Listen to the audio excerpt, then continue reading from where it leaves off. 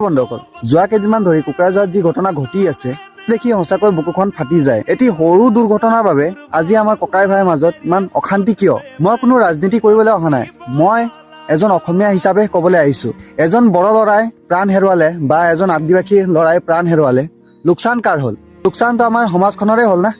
মই প্ৰশাসনক অনুৰোধ জনাওঁ যে তদন্ত যাতে সঠিক হওক, কোনো নিৰ্দোষী মানুহ যাতে জেললৈ যাব লগা নহয়। যিয়ে দুখটো কৰিছে তেওঁ যাতে যিয়ে জাতিৰে নহওক কিয় তেওঁক কঠোৰ শাস্তি দিব লাগে। আজি যদি আমি সিজনে সিজনৰ ঘৰ জ্বলাওঁ আৰু কাজিয়া কৰোঁ, তেনে আমাৰ সেই উঠি অহা ল'ৰা ছোৱালীবিলাকৰ ভৱিষ্যত আন্ধাৰ হৈ যাব।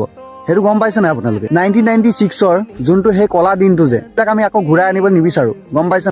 আমাক BTRত শান্তি লাগে আৰু উন্নয়ন লাগে। তাত মই এষাৰে কথা ক'ম যে যোনবিলাক আমাৰ ছ'চিয়েল মিডিয়াত উৰা বাতৰি ওলোৱাই ন, সেইবিলাক ইমান সহজে বিশ্বাস নকৰিব, গম পাইছে নহয়? আজি আমি সকলোৱে মিলি জুলি থাকিব লাগে। আহক আজি আমি একেলগে শান্তিৰ বাবে কাম কৰোঁ।